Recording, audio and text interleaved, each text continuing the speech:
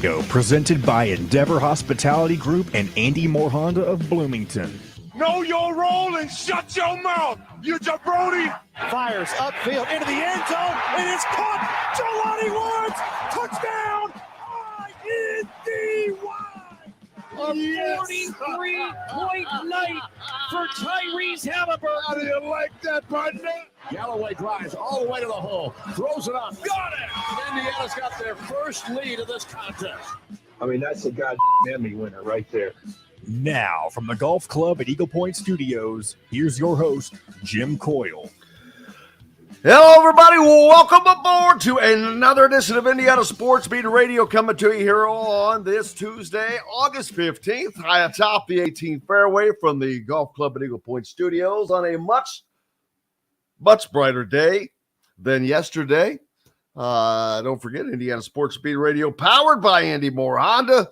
Just go to AndyMooreHonda.com to get more to your door and the best in new and used vehicles, and the Wow Food Group and their family of restaurants in and around the Bloomington area. Great places like the Chop Shop, which and Hoosier Hanks, where you can get the great top bowls, pizza, and delicious food all around. Located right there on the north end of town, by North College.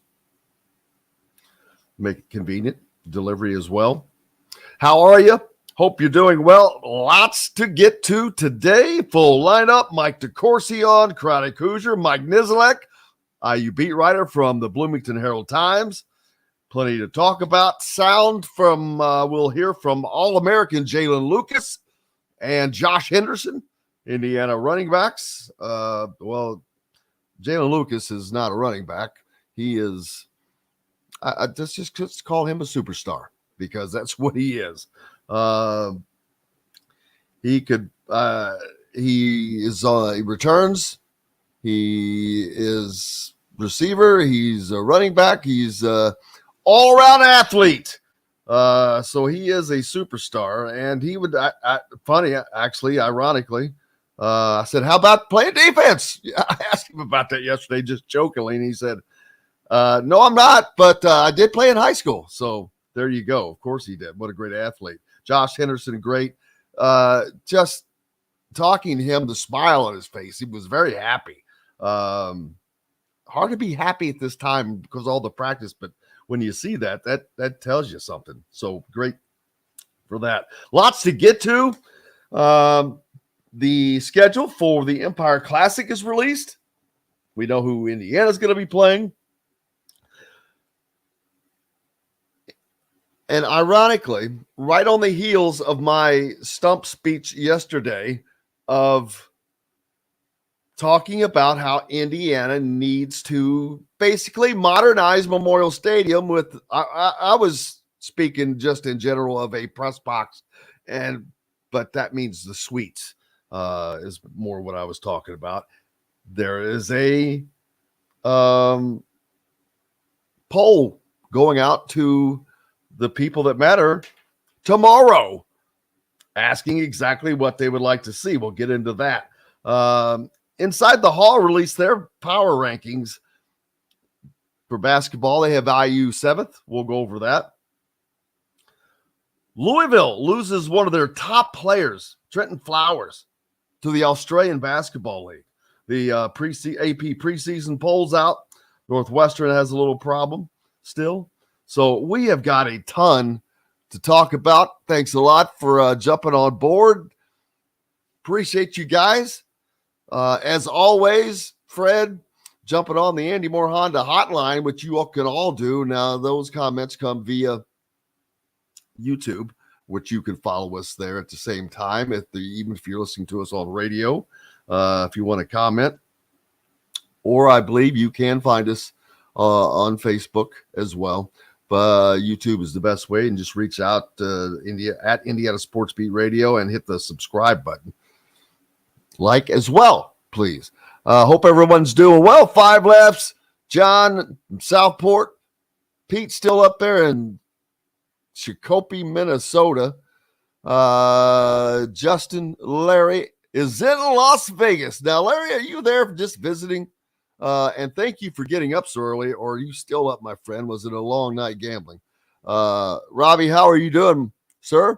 And again, Fred as well, as always, usually first in line. How about the Empire Classic? Indiana heading to Madison Square Garden to take on the reigning national champion UConn Huskies. How about that? The second year in a row now that Indiana plays the reigning national champion. And now, not only do they play the reigning national champion this year, but they play the national champion from the year before as well. Kansas comes to Bloomington, don't forget.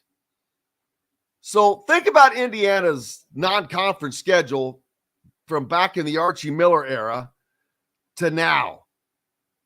Not only are they playing the reigning national champion, the national champion from the year before that, they're playing Auburn in Atlanta. So that's a little bit of an upgrade, I think you would have to say. And not only are they playing these games, they're competitive, which is what they should be. So congratulations on all of that. But it's the biggest congratulations goes to the fans and the basketball they're going to get to see. That's the basketball that Indiana fans used to get to see.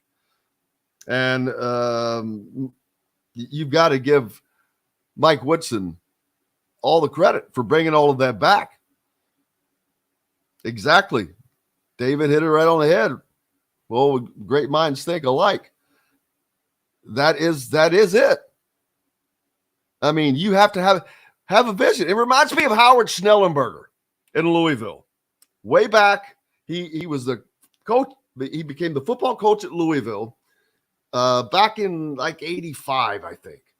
And Louisville absolutely sucked. I mean, they were terrible. You couldn't give tickets away. Well, they did give tickets away. They were giving tickets away all the time at Kroger and whatnot. They were playing in a crappy old Cardinal Stadium along I-65 that was actually a baseball field that was actually just turf put on top of concrete in a stadium that was 1,000 years old. And he kept saying, the University of Louisville is on a collision course with a national championship. The only variable is time. With his big pipe. And I'm thinking, this dude is nuts. Talking stadium. Well, he ended up taking his team to not only to play Alabama in the Tostitos Fiesta Bowl one year, he beat the living crap out of them. And people started believing. Now they have a great stadium, and their program, while it's been up and down, was a missed field goal away from playing for a national championship back in 2006 or 8, I think. Rutgers, of all teams, took care of that. But the point is, there's a reason people believe. They actually know what they're doing and can do things. So kudos to that. John, I even forgot what I was even talking about. You just went on a little spiel about Howard Schnellenberger. Well, I know, but I was talking about he was a reference back to someone else wanting to do something.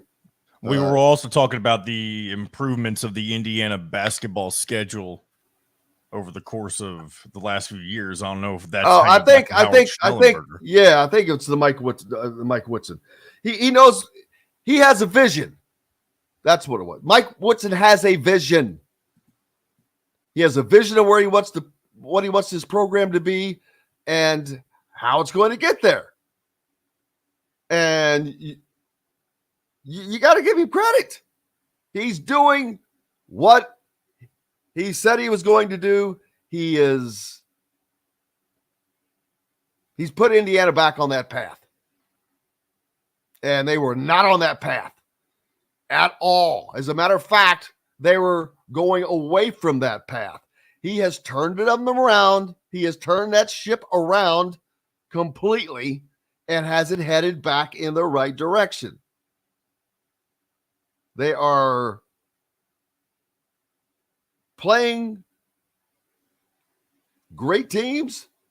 They're playing well. They've made the tournament. They need to do more.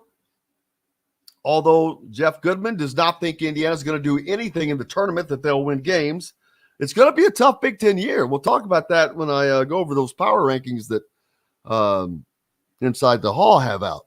Cheryl, how are you doing? Cheryl Sizemore jumping on from Mooresville. We love her to death, of course. Cheryl Sizemore with Three Backs Realty in Indianapolis, looking for a home there. You need Cheryl, and her 2 decades of experience could be the difference between you getting the home you want or not. You can always reach out to her, Cheryl at IndyHomePros.com. David, how are you, sir? Jumping on from Jeffersonville. Chris as well. We appreciate you. Glad to see you. New name. Don't remember seeing him. David, up in Fort Wayne, baby. Appreciate you. Appreciate the great folks that are listening on the Fan in Fort Wayne. 1380. 5 Lefts as well. And I believe I mentioned John from Southport. Great crowd today. Appreciate you guys. Looking forward to Mike DeCourcy joining us, Chronic Hoosier, Mike Niziolek. And, of course, we'll hear from All-American Jalen Lucas and Josh Henderson, running backs from Indiana. Met with those guys yesterday. The running backs room is going to be pretty good for Indiana. They're, barring injuries, Josh Henderson was great last year. Should have gotten the ball more. Jalen Lucas, I don't need to say anything about him. Put the ball in his damn hands. That's he's one of those guys that's. I just watched the documentary on Johnny Football, Johnny Manziel. That's worth watching. He hides from nothing. But, man, was that dude electric on the freaking football field? Electric. Electric kind of in a way Jalen Lucas reminds me of. Except for Johnny obviously was a quarterback. Man. But he reminds me a lot of him. So, Right. Shifty. Just able to do things. We've got a lot to talk about.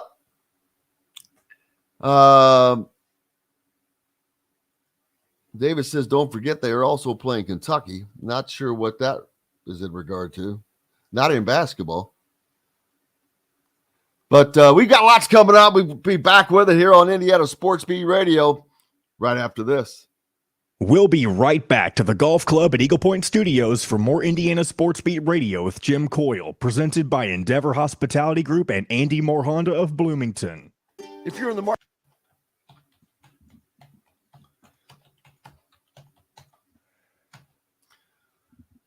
it certainly isn't baseball. You play Kentucky in what? I think he just meant in the future. I don't think he meant this year. In the future when? I don't know. I guess I think he's referring to the talks that are supposedly happening between Woodson and Cal. That's not going to happen until Cal's gone. I'm telling you. He's not going to relent. And he is afraid now that Indiana would be good enough to beat them. So there's no way he would relent and lose to Indiana. Not going to happen. I just don't see it happening. He's just that much of an egomaniacal. He's just maniacal. Egomaniacal maniac.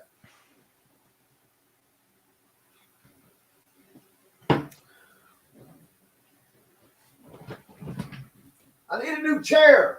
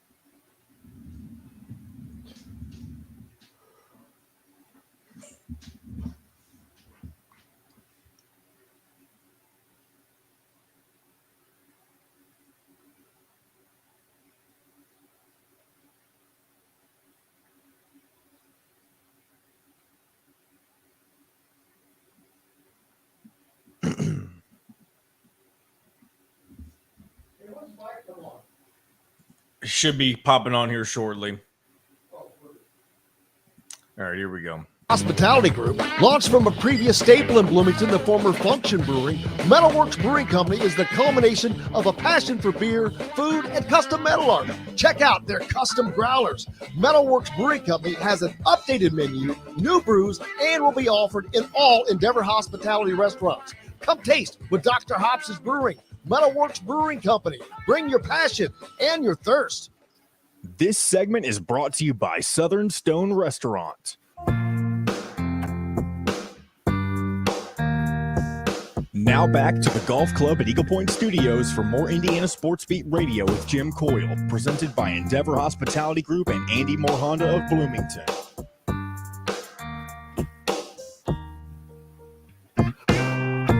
Welcome back, Indiana Sports Beat Radio here on this Tuesday, brought to you by our good friends from the Wild Food Group, Southern Stone Restaurant, located at Patterson and Rogers, right next to Feast. But make sure you get to Southern Stone. It is incredible food. Best tenderloin I've ever had. I can tell you that right now. Speaking of the greatness, Mike DeCourcy from the Sporting News joins us right on time with his Cincinnati Reds jersey on. But, brother, the Cincinnati Reds are falling like a rock. Yeah, they are, but they won their last game, so I'm allowed to wear this shirt. Right. I really appreciate the fact that when you were talking about tenderloin, you didn't come on and say, speaking of pork, that wouldn't have gone quite as well. Speaking of Porky, well, you're not exactly Porky, so I couldn't get away with that. And I would never do that to you. You were too good. But it is a good, I'm not a tenderloin guy, but boy, oh man, that thing is incredible. I'm like, okay, I'll have it every day and all day twice on Tuesday. Good is just good.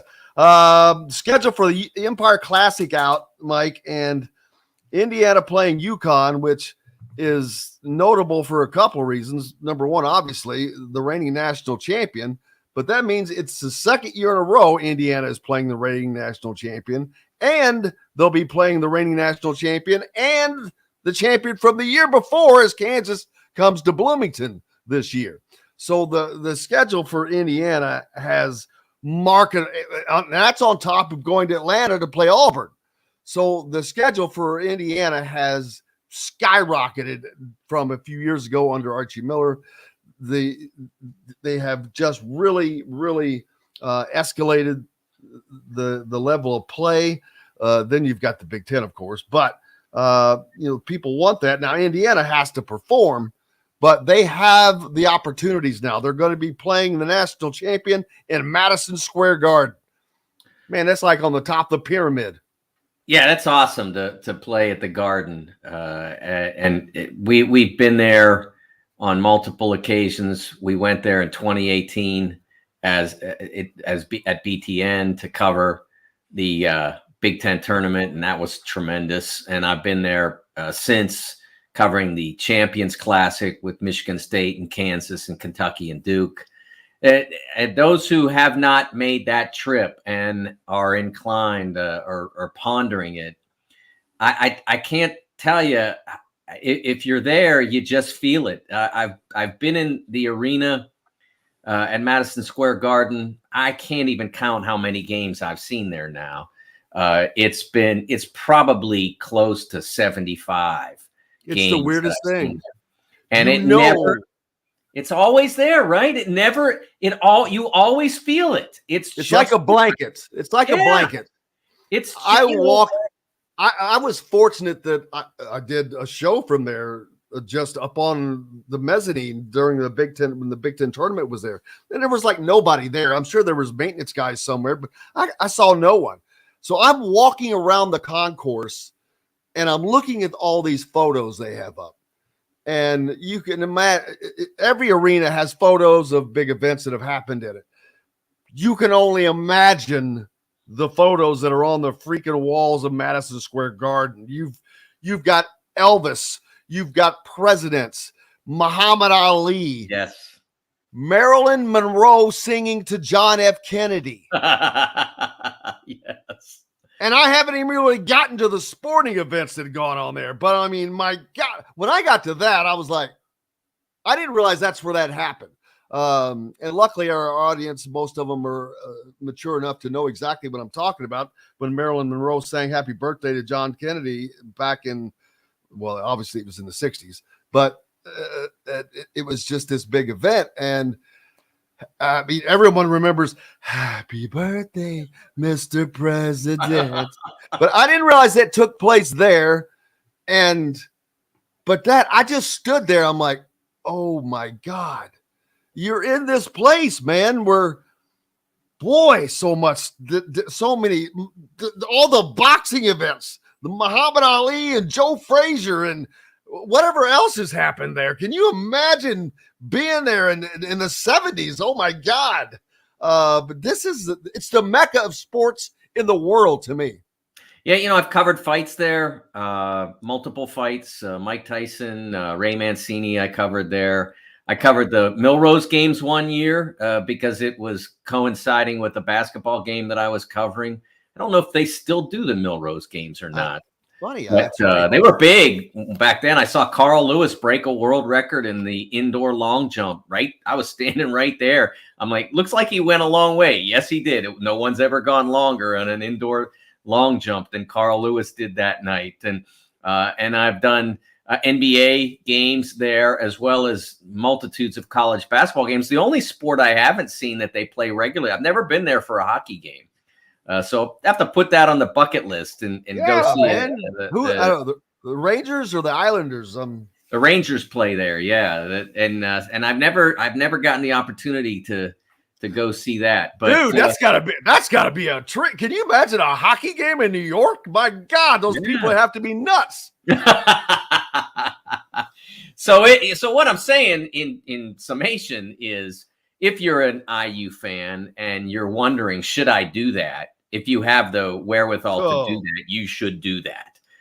Yes. It's also a great time of the year to be in New York, because Christmas in New York, Christmas time. Now, obviously, that's a good 6 weeks before Christmas, but they get Christmas going as quickly as possible, because it's a very special time to be in the city. And of 30 course, Rock, baby. You got to go down to 30 Rock, baby. Get on the ice rink. Yeah, there's just so much. So if you're thinking about it, whether you want to go see the Hoosiers play the defending national champions, you'll be outnumbered. I can tell you that, because Connecticut's very close. It's an easy train ride, and a lot of Huskies fans like to make the trip down and take over Madison Square Garden. They've done it for years. And especially when you're playing well, you're going to travel well. Oh, yeah, absolutely. They enjoy it. In 2014, when they won the championship, Michigan State played them there. They were a 7 seed, so not necessarily expected to get that far, the Huskies. And they upset a couple of teams, including Villanova, along the way. And then they played Michigan State in the regional final. Michigan State had them, but then UConn put on a desperate press, and the Spartans couldn't break it. And the fact that there were about 12,000 Huskies fans in a 20,000 seat building didn't hurt either. Yeah, they travel well, and like you said, they're literally, it's almost a suburb. Yes. The lower part of Connecticut, almost a suburb, not Stores, I guess, but I don't know how Stores is not that far away. It can't be. Stores is not close to anything, though. Let me tell you, I've made that trip before, and from Hartford, it's about a half an hour, 25 minutes, half an hour, all through the woods. And do they have a subway? They probably have not a train. No, train. I think, as far as I know, you gotta get into Hartford in order to take the train from there. So it's not super close to Stores, but it's really, like I said, from Hartford, it's an easy train ride. From New Haven, Fairfield, all that. It's an easy ride in as well. And that absolutely it is part of why they're so effective when they get to the Garden. I just had a great idea for you that I'm piggybacking off of Pete's idea. He says Mike needs to do his top 10 events he's covered in his career. It would be an amazing segment. Better than that, I think you should do a book or an article of your top 10 events, shows that you've done. Of course, we'd be at the top. Your venues, the people you've covered, the stories, things. You could do a top 10. You could do a Mike DeCourcy's top 10 of those things, and that would fill a book. With your seriously, with your career and the great things that you've done, people you've covered. That's a great idea, Pete. This really is. This is yours and Pete's way of saying that I'm old. I think that's what. No. Greatness, baby. We're talking greatness. But I will say that we're just trying to get into a book, man. Come on. Yes. In terms of events, like the coolest thing I ever did was the opening game of the 2014 World Cup in Brazil, the home of Joga Benito. To be there with so many Brazilians in the audience in Sao Paulo, and in about 20 minutes in, Neymar launched a shot from outside the box, and it wasn't a rocket or anything. It wasn't a great goal, but it went. The keeper didn't get on it. I can't remember why. Maybe he was screened or whatever. But he scored in about the 21st or 22nd minute, as I recall, and it was the neatest thing. We were up pretty high. That's where the press box was for soccer in Sao Paulo. At the Corinthians Stadium, and off in the distance, you could see fireworks going off because Brazil scored. And I'm not talking about like this is the city doing it, right? This is people in their neighborhoods that are lighting up fireworks because Brazil scored. And you could see it, and this is miles away. It was the coolest thing I've ever done.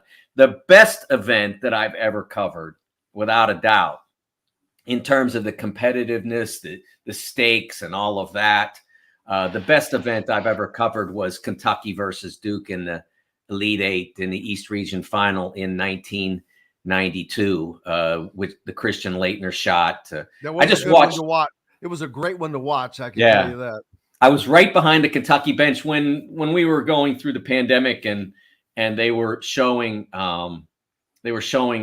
CBS showed reruns of past classics because there weren't any tournament games. They showed the game, and I was watching, and I saw myself behind the Kentucky bench on that night. I froze it with my clicker and took a picture of it and put it on my Facebook page or whatever, showing how, yes, indeed, I am old, because I looked a lot younger than 1992, 31 years ago. But that was the best that I've seen. It never it was just such an amazing game, and I remember. I don't remember what I thought when Laettner's shot went in. I think at that point I'm trying to figure out what to say, but I remember when Sean Woods drove the basketball left to right across the top of the key, moved into Christian Laettner and threw a half hook over him, and it banked in.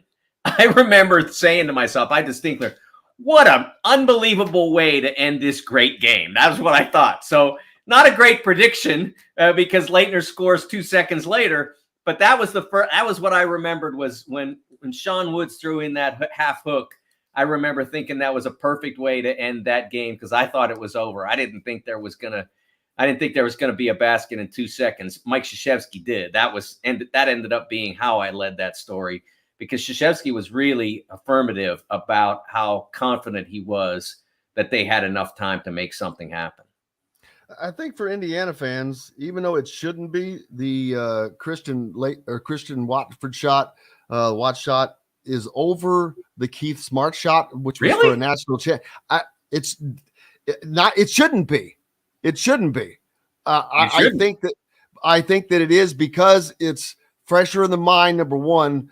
Number two is because they had been so down. Yes. And it was like the cherry on the top that Indiana, they're back to playing the way they should have played. And Kentucky was number one at the time, I believe. Oh yeah. That was one of the only games Kentucky lost that year. I think they lost one other game to Mississippi State, I believe, on the road. That was the only other game they lost. And both of those games, I think the Mississippi State game was about a 4 or 6 point margin. So of all their losses that year, they only lost, I think, by a combined 5 points. it was an amazing play by Christian and a memorable shot, and the reaction of the Assembly Hall fans. I that day had the option of driving over from Cincinnati to that game or staying in Cincinnati to watch the Cincinnati Xavier game. I decided to take the easy route since Xavier was about 25 minutes from my house.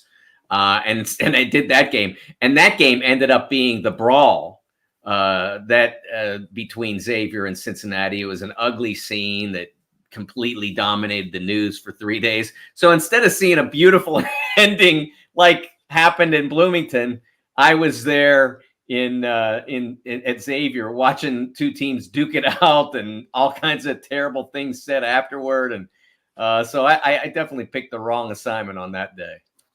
Well, and the funny thing is the two IU ones, the Syracuse and the UK endings, kind of similar, and you have underlying characters in Daryl Thompson and Verdell Jones, who made the right pass and did the right thing at the last second, got it to the right person who hit the right shot. But for Indiana fan people, I guarantee you it's the watch shot, just because of the freshness, all of that stuff that goes with it. But it shouldn't be. Smart. I was in New Orleans for Smart Shot. I was not covering it. I was in the upper deck at the opposite end of the floor, about 20 rows from the top of the Superdome, and I saw Smart hit that shot. And people talk about how can you tell, how can you see when you're up there, and I always tell people that it's a great experience. That's the only one I ever went to from up there. I've been fortunate enough to cover nearly every one since, all but one. But it was a great experience to be up there and to watch that game with my buddies, obviously Saturdays as well. I always recommend that. And now you have the big, huge screens that are high def and really easy to follow the game. Back then you had to train yourself to see when the ball went through the net. You didn't have any advantage of those screens. And I will say that I also learned a ton about how Bob coached from a technical standpoint by being up there and being able to see the whole floor and see it all happen, see everybody screening and the movement. And I learned a lot about Bob's motion offense from that experience. So I would still go with Smart Shot being bigger. Absolutely. Absolutely. I absolutely agree. My venture into the Superdome was the Sugar Bowl Louisville destroying Florida a while back. Greatest event there, though, is the Gator sausage dogs. I had 3 of those suckers, and they were the greatest things in the world. I love them. I mean, but getting back to that, the Kentucky Duke game real quick. I was in Lexington, Kentucky, because I was working for CBS, and Lexington was a regional site, and it was Ohio State, Jim Jackson, and I believe the Fab Four of Michigan. The Fab Five, yeah, absolutely. Fab Five there. So I was working that regional site, which was awesome. And you have this Big Ten battle, but we're over early. So we're done. I'm in the Two Keys Tavern, which is the UK sports bar. And let me tell you, when that shot goes through,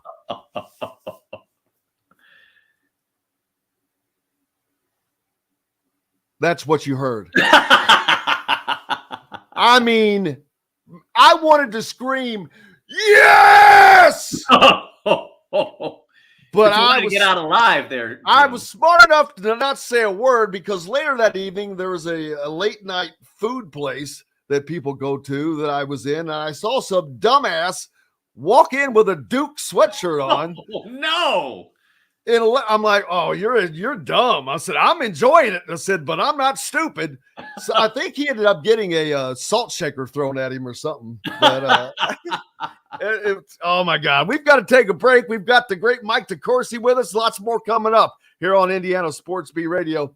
Back right after this. We'll be right back to the golf club at Eagle Point Studios for more Indiana Sports Beat Radio with Jim Coyle, presented by Endeavor Hospitality Group and Andy Moore Honda of Bloomington. Whether it's Yes, that was an enjoyable. If I couldn't be at the game, I could not have been in a better place at that time, because back then I was still young and I had not gotten to the point where I could really disassociate the fandom, the complete fandom yet. I don't know. Even today, I would probably go. I just don't like Kentucky on principle, but oh my God, that was so sweet, and that place went dead effing silent, man. I'm like, it was packed, and boy, did it just go nothing. I have a great story about that. I hope I haven't been told on here before. We can tell it during the commercial break, how I got to be at that game. I was always scheduled to cover it, the regional, because it was Philadelphia. I just had to drive across in the company car. And Chris, I'll get to this. But Pitt was in the NIT, and that was my beat. And if they had won their second round game, they were going to have to come to Purdue for Wednesday. They were going to play I think it was like a quarterfinal or something on a Wednesday night at Purdue. So I had to get my butt from Pittsburgh over to West Lafayette. No idea how I was going to do that or whatever. But I kind of really was hoping that they wouldn't win, and because I didn't want to cover a third NIT game, but I also didn't want them to get blown out, because if they did, maybe people start coming after the coach. So it's like 76-75 or something like that, and Florida's winning at Fitzgerald Fieldhouse in the final seconds, and Pitt advances the ball up the floor. They only got about 3 seconds, maybe 4, and Sean Miller gets it to a little over half court. Now the coach at Xavier, and he tosses up a long 3, and it hits the back of the rim and bounces out. And I exhaled, and I wrote my story, and I got in the company car that night and started heading my way toward Philadelphia. So it worked out, and I got to be there, and it was a great experience being at that regional site, because I can imagine. Because Calipari was coaching UMass at the time, and they were playing Kentucky in the Sweet 16, and I knew John from his Pitt days, so he actually invited me to dinner with the UMass team the night before they played Kentucky, and I got a chance to see what that was like. That was pretty cool. Yeah, I know you just don't have the time, but there's no way you're not writing at least a book, if not multiple books. We'll see. There's just too much. I mean, seriously, you could do your own top 10, which would be a fascinating read, because it would all be so different. Yes, because there would be so many. There could be 10 in the top 10. Yeah. Venues, stories, people, places, events, teams, yada. I mean, all right, here we go, guys. At BB's Market with no extra charge. So leave the heavy lifting to us and enjoy healthy eating with stocked meals in your fridge. Order online today at thefreshfork.com. Fresh Fork is a proud partner of WOW Network. This segment is brought to you by Remax Advanced Realty, Indie Home Pros team by Cheryl Sizemore. Now back to the Golf Club at Eagle Point Studios for more Indiana Sports Beat Radio with Jim Coyle, presented by Endeavor Hospitality Group and Andy Moore Honda of Bloomington. Welcome back, Indiana Sports Beat Radio here on this Tuesday, August 15th. Hope you're having a great start to your week. If not, we'll make it better. Mike DeCourcy from the Sporting News and Big Ten Network with us now. We're talking about all kinds of things. It's been a blast so far. Indiana, inside the hall, of course, Alec Bozich has his power rankings out for the Big Ten, which I think are interesting but accurate. He has Indiana at number 7. And I know a lot of Indiana fans are probably going to say, what the hell? How could that possibly be? Well, it can possibly be because there are other teams that are good. And basically, and of course, we know Purdue, we know Michigan State, but Wisconsin's got guys back. Ohio State has guys back. Illinois has guys back. Indiana has 6 new faces. So it's not that they have a ton of talent, but it's going to be a challenge for them. But I don't know that 7th, that's kind of far down, but in the Big Ten, that's not unimaginable. It wouldn't take much. One of the things I talked to I did an article that we just posted online just a few minutes before we went on air about what will be the best basketball conference once everybody gets to where they're going, which I guess is basically next season. And I went through like historically and some really interesting stats on Final Fours and championships and I went back to, I did historically all the way back to 39 and then back to 2000 to give like a recent look at who's achieving as well. And one of the things that's interesting that Fran said and that I've been saying for a while now is that fans have to look at things differently now. When you've got 14 teams in a league or 16 teams in a league or 18 as will be the case, I mean, 7th isn't that bad. I mean, you're ahead of a lot of really significant teams, both historically and recently. They've got them in front. They got them in front of Northwestern. They do. That's exactly what I was going to say. Who has Boo Buie and Ty Berry and Brooks Barnheiser back? Yes. And that's a good state. I mean, that's a significant statement. Whether you're right or not, it's a significant statement. You know, you look at what Wisconsin has back and what they're bringing in. They did. AJ Storr was. I saw him playing against Kansas for the Bahamas national team, for the Bahamian national team last week in an exhibition game. AJ Storr's out there making significant plays and adding. He has a chance to add something to Wisconsin that, in terms of offensive dynamism, that maybe they haven't had since Jordan Davis left. Chucky Hepburn. Yeah, they still have Chucky. They still have Tyler Wall, who's really good. They were really good until Tyler got hurt last year, and he was never the same the rest of the year. So there's a lot of good teams in the league. Still. Yeah, and who can become. He wasn't. You know, he's got a chance to be, you know, as good a shooter as there is in the conference. Percentage-wise, it didn't end up that way last year because they started to depend on him too much. Based on the injury to Wall, but he's got a shot, a stroke that very few players have. I'll tell you the team that's kind of got to prove it to me that's ranked higher than IU is Illinois. I knew it.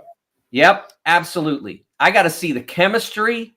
I got to see the plan. I got to see that Terrence Shannon is bought into Illinois and not into Terrence Shannon. He was not most of last year. I'm not. Hey, anybody can commit to the team, and everybody is better when they do it.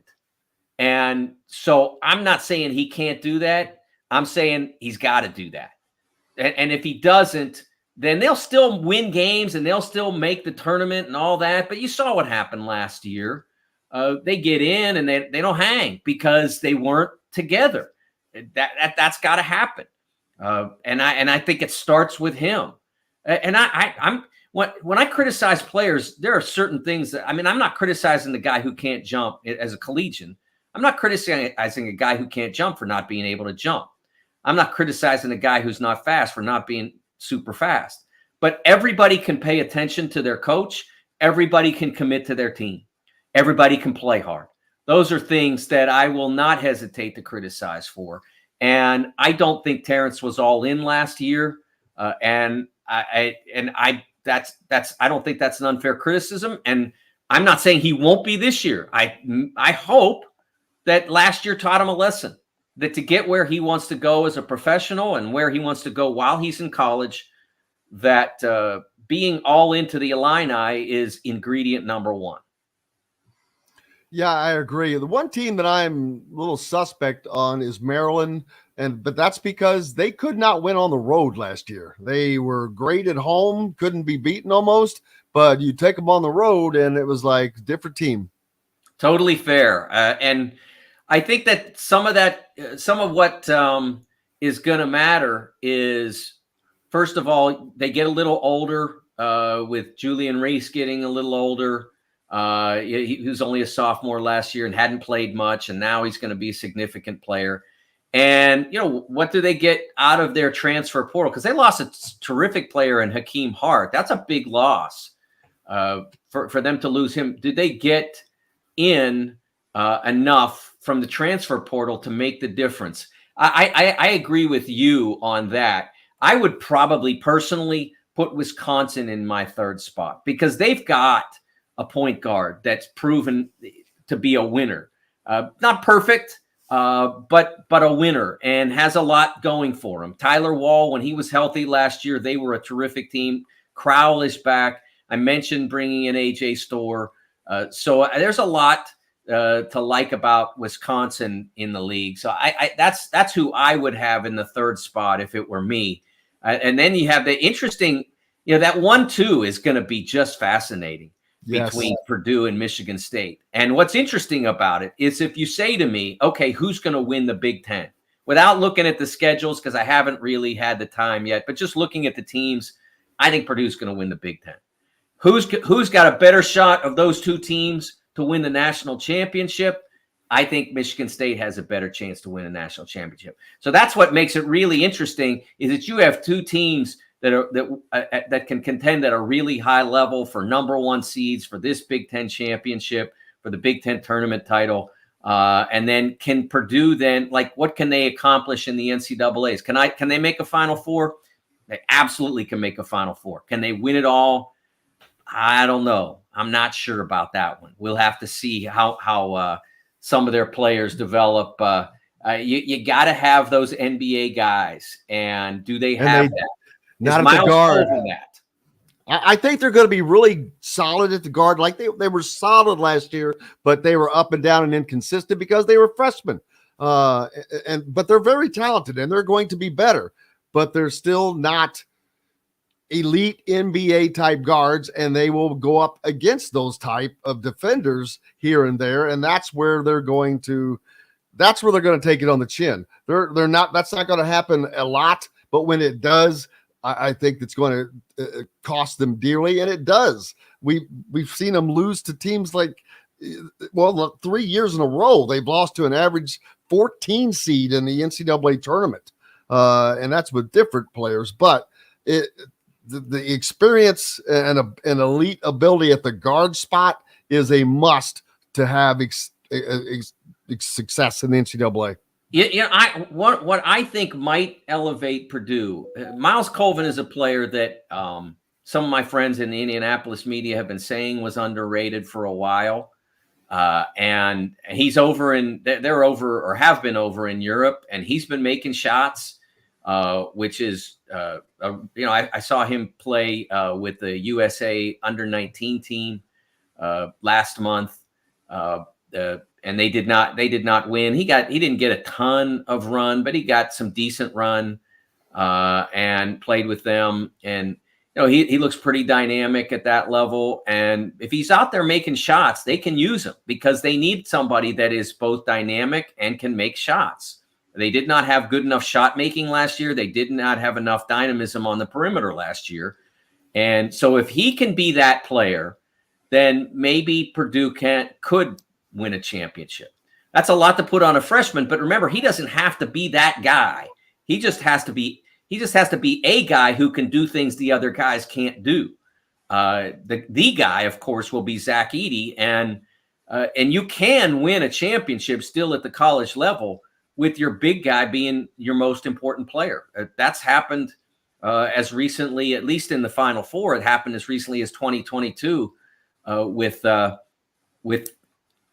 Kansas winning, with David McCormack being the most important player at the Final Four. So you just need to have, you got to have NBA guys, because those guys under certain circumstances can make plays that others can't make.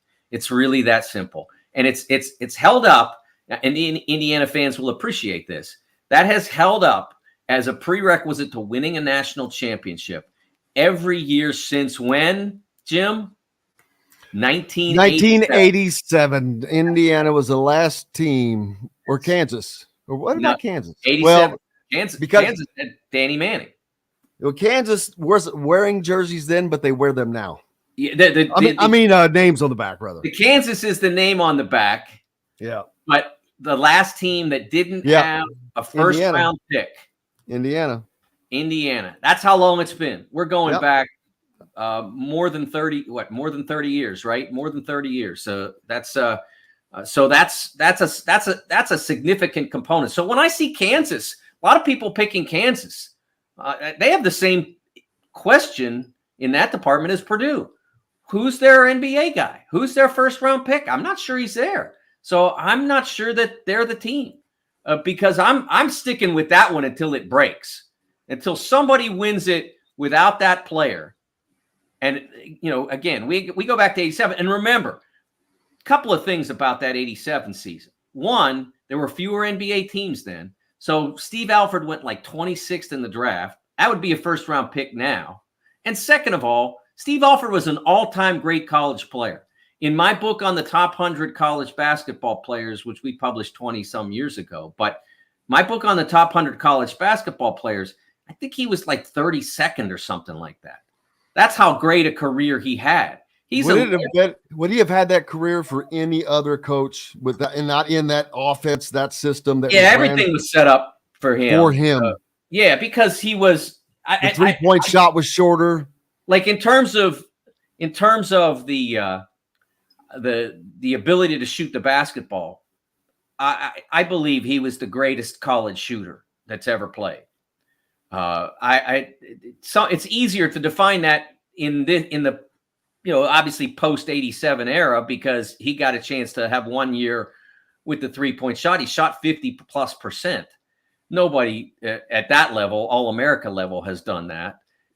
So that's why I consider him that. And I think that's that if you put Steve into today's basketball with guys shooting as many threes, his percentage would go down a little, but his points per game would probably go up a lot because he'd be taking a bunch more than he did at the time.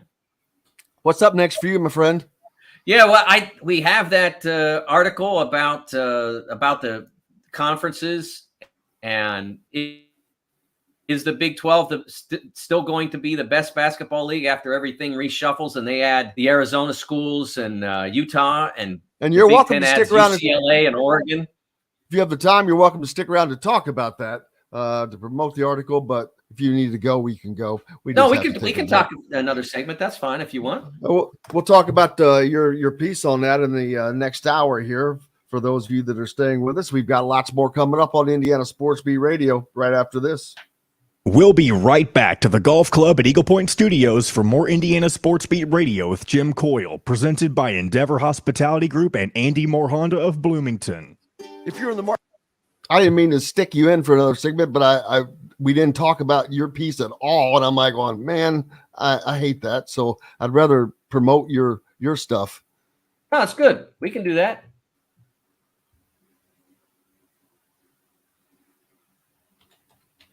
Especially on that, because I guarantee you that's a great read. I hadn't seen it. Yeah, it just we really just pushed the button on it right before we came on the air. Yeah, 50 minutes ago. No wonder I didn't see it.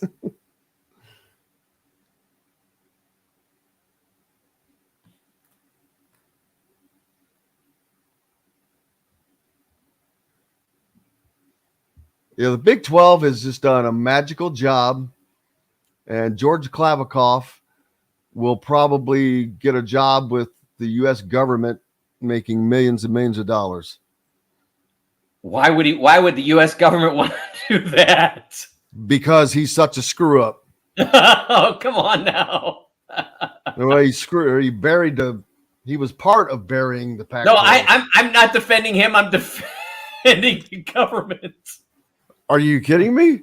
Oh, I'm just saying, are we sure they're at the level of the Pac-12? Because I think if they were, this would now be like Cuba or something. Yeah, maybe the NCAA. It's funny. No, just kidding. The poor NCAA. This is how rough the NCAA has it, Jim. Okay, so the NCAA works it out with Michigan and Jim Harbaugh over what happened, And then their own damn committee voids it. and then the school members.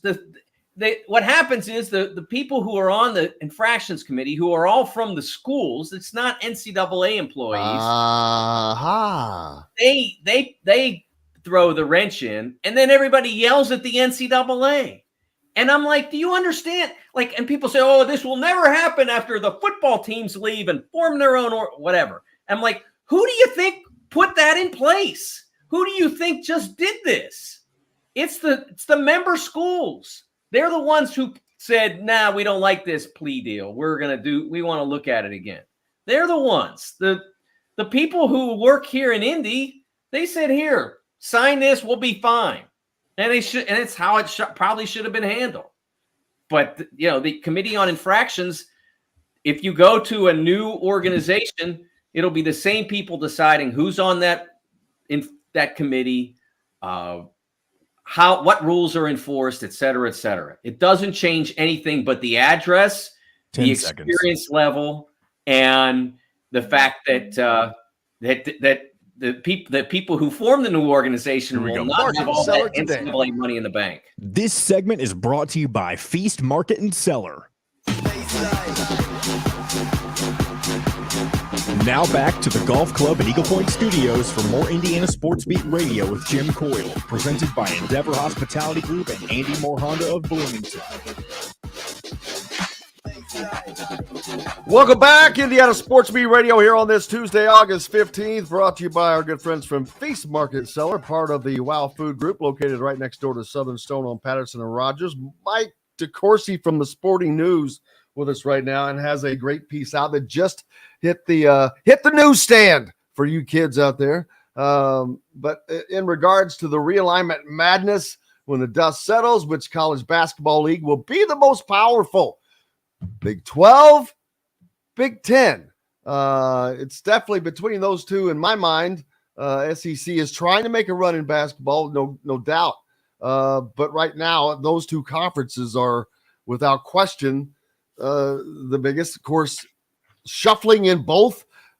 Texas, Oklahoma leaving, but they pick up Houston and Cincinnati, among others.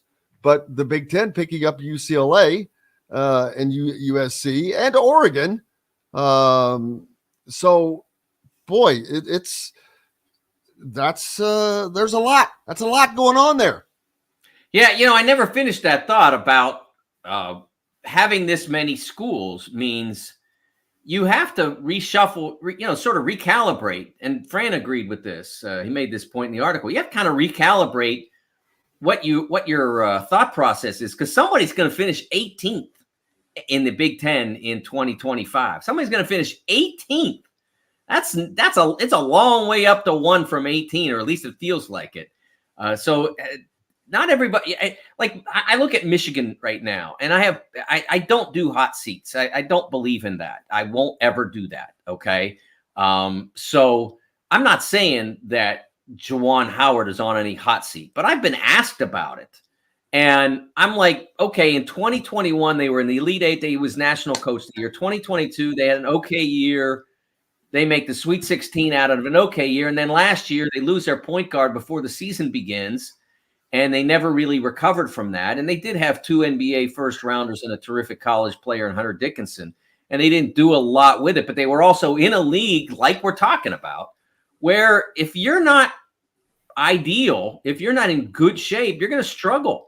And they weren't awful, but they couldn't get over the hump. And so they don't make the tournament. And, they have 2 first-round picks, but it doesn't end up helping them. And people are like starting to question them. And I'm like, 2 years ago, Big Ten champs, Elite Eight.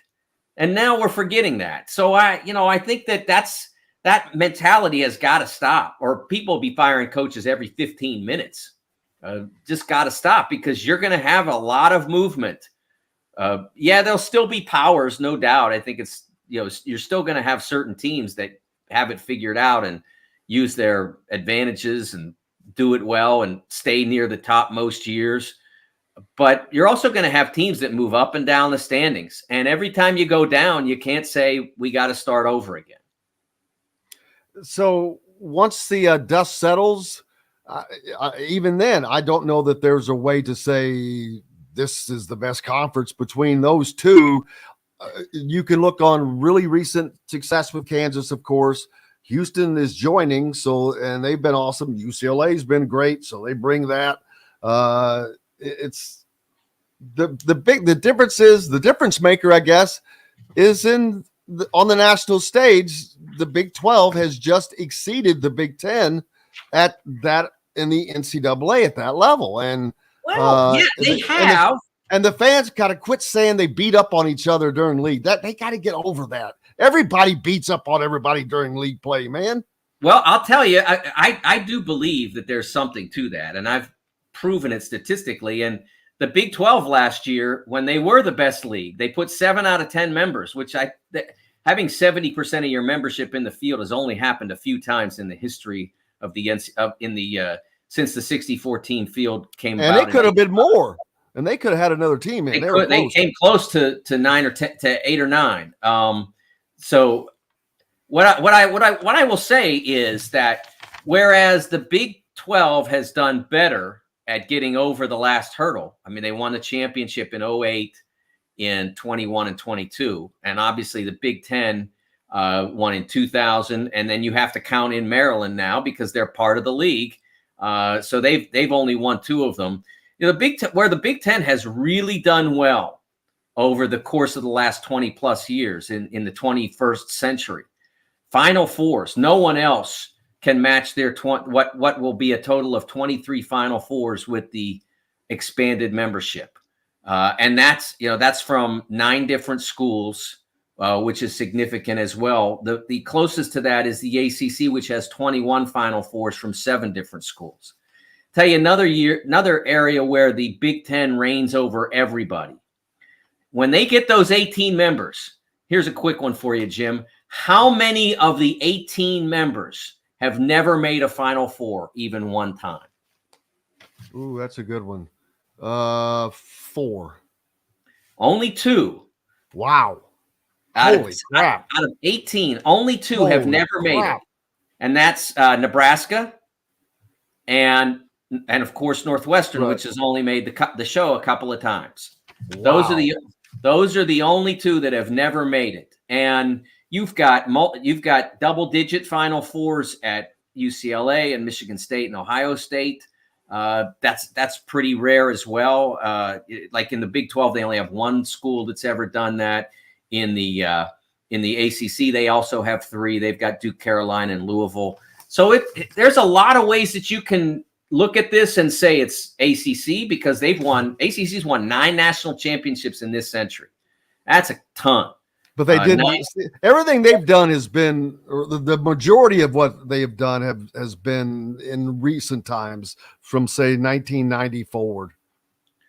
Well, when Duke got good, that sort of changed things. The league's always been good, but Duke getting good coincided with the expansion of the tournament. So that gave them 2 powers. What the difference with the ACC and the other leagues is how much of the heavy lifting has been done by those 2 schools. It's not as spread out. It's what Carolina and Duke have done, and then what everybody else has done. The ACC has a lot of schools. There are very few, like in the Big 10, there are 1, 2, 3, 4 out of the 18 that have made single-digit NCAA appearances in the 21st century. Only 4 out of 18.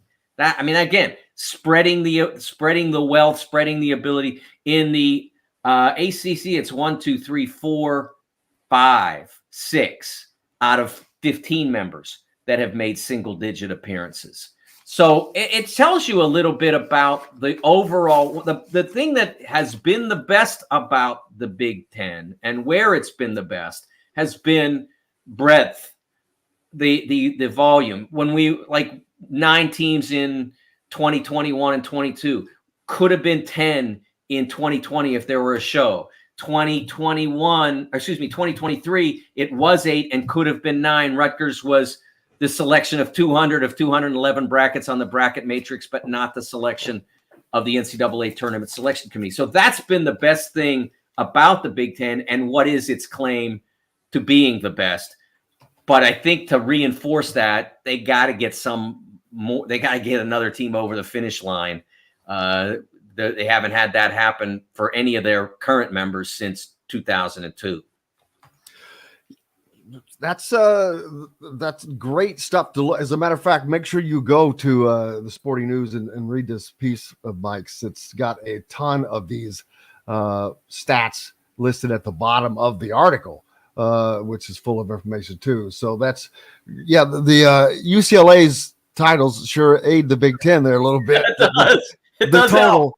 In the total, that's just the one place where they really kick it in. I'm like, oh boy, it really adds up there.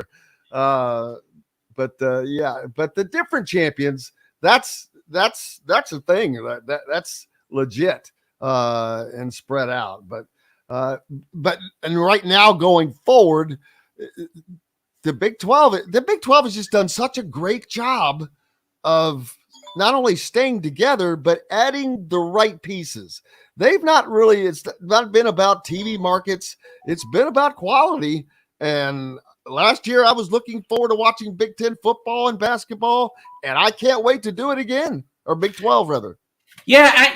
And I think it's interesting. You compare that to some of the conversation around the two non-expanding leagues, the one that's contracting in the Pac-12 and the ACC, which last week spent a lot of time discussing, should we add Stanford and Cal?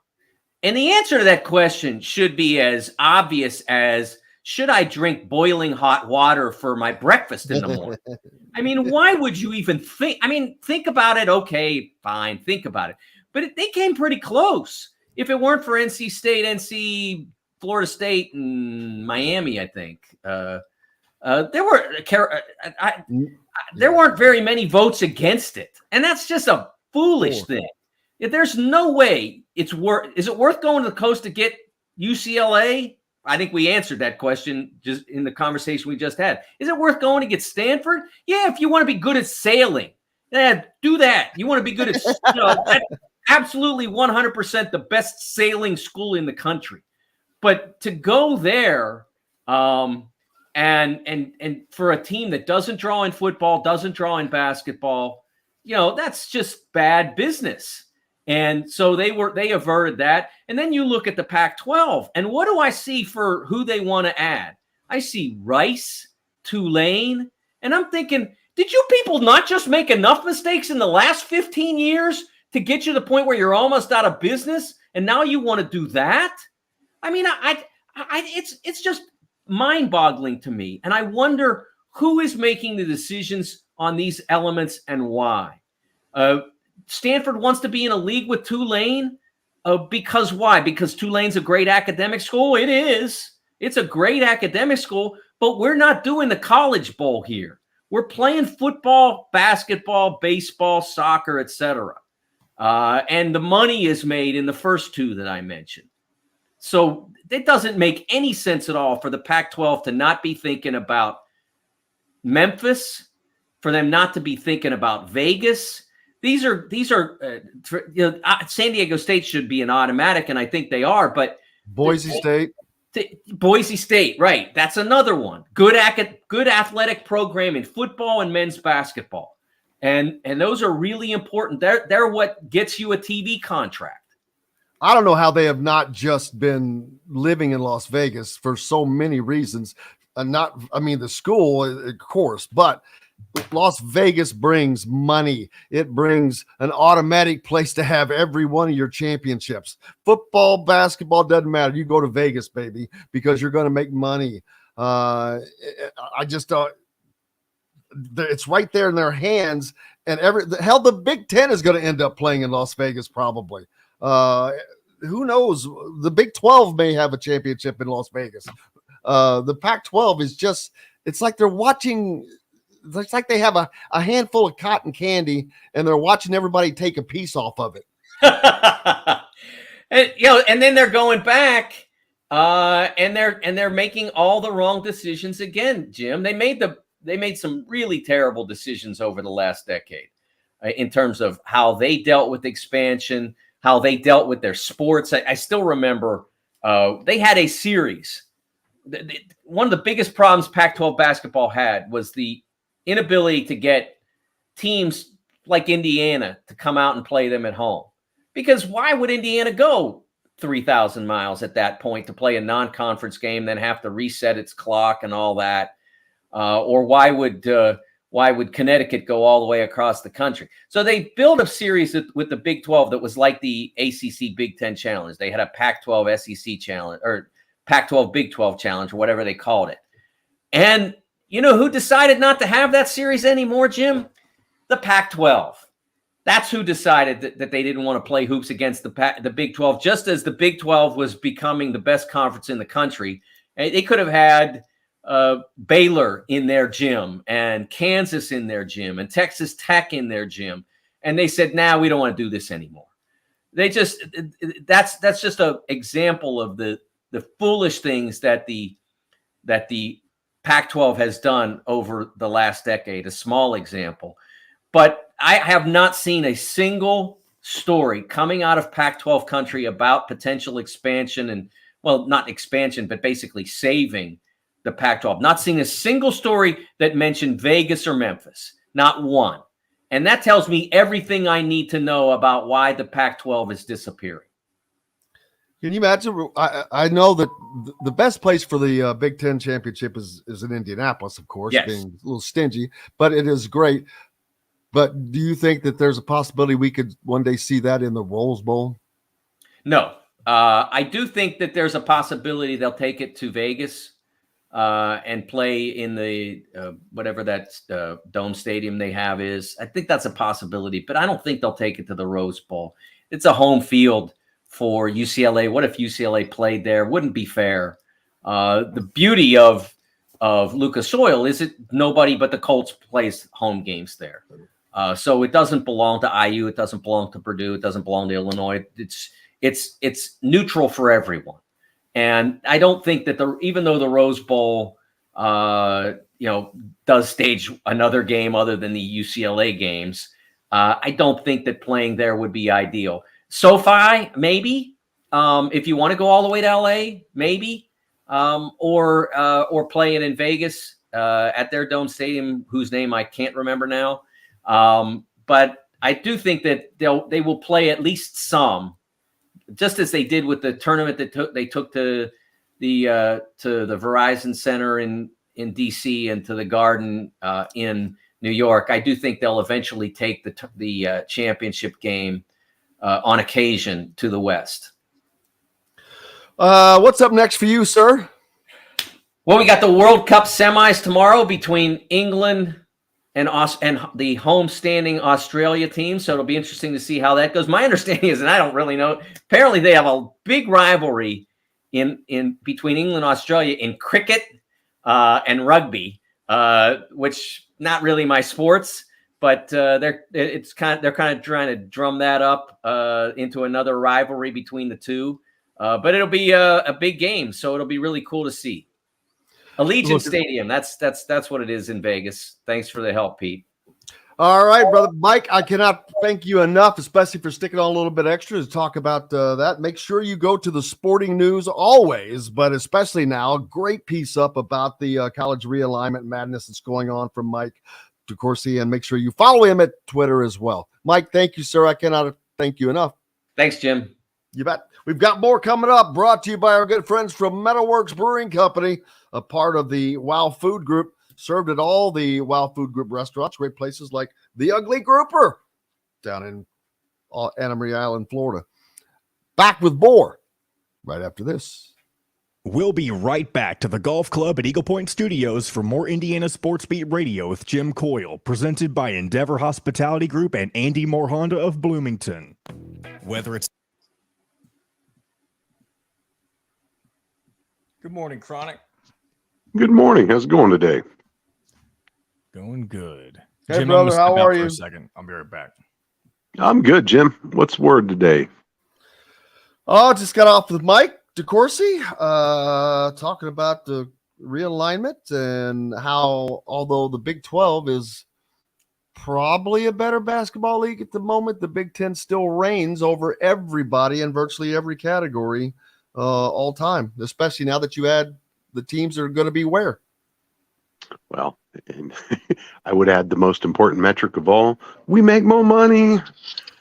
I just watched the Johnny Manziel. That should be the Big Ten's symbol. Two hands rubbing together, rubbing the money sign together, baby. At the end of the day, man, that's what it's all come down to. It's the only reason we're here right now. That's what it's about. That's what everybody's doing. But, the key is going to be who can translate that into a better product. And that's, it's one thing to make a lot of money. It's how do you invest it and what return do you get off of that cash? And that's where the Big Ten really needs to sharpen their pencils here, I think. Yep. And honestly, I think it starts by making your officials employees. Ooh. Give them the benefits, give them whatever they need, invest that money in your product. Hold on, man. Save that. That's a good, especially now. That's a great subject.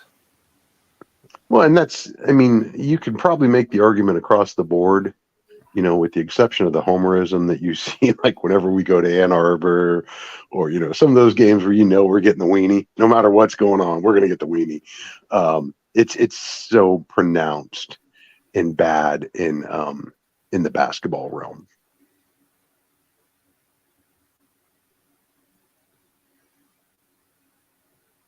Is there something I can help you with, Ben? Oh, so I sold it to them to make the new camera. I wrote to you guys maybe last week before. I went ahead and muted it for a second. That's exactly what I was getting ready to do.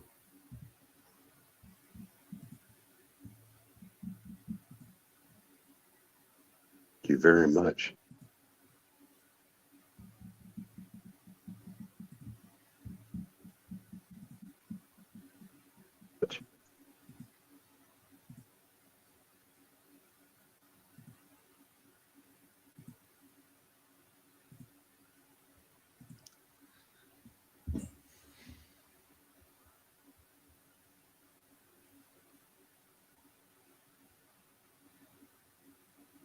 That's more than enough. I'll get it tagged. I appreciate it, man. Yes, Thank you. Hey, you as well. Thank you. All right, 30 seconds, guys. Variety of freshly made fare, tying their roots in Limestone with their love of Southern eateries. With quality, local, and organic food as their main focus, Southern Stone strives to always provide their guests with an exceptional dining experience. With weekly specials, quick, attentive service, Southern Stone Restaurant provides delicious, 5-star comfort food with a Southern charm at 2-star prices. Southern Stone Restaurant is part of Endeavor Hospitality's Wow Club. This segment is brought to you by Andy Moore Honda of Bloomington.